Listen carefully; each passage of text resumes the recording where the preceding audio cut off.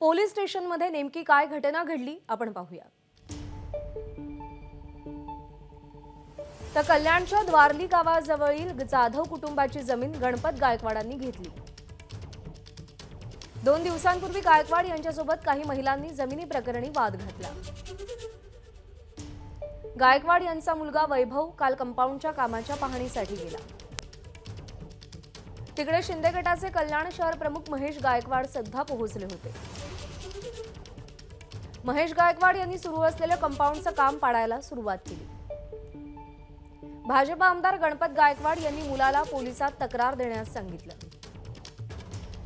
वैभव Gaikwad Ulhasnagar hill line police स्टेशनमध्ये आला।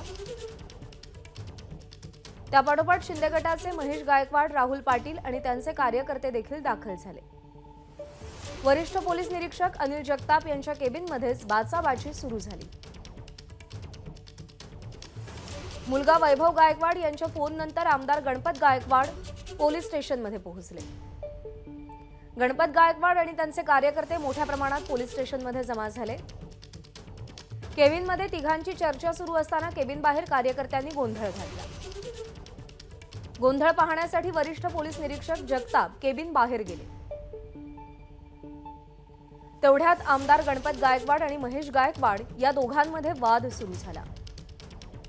वादात गायकवाड यांनी बंदुकीतून 5 गोळ्या महेश गायकवाड आणि राहुल पाटील या दोघांवर झाडल्या।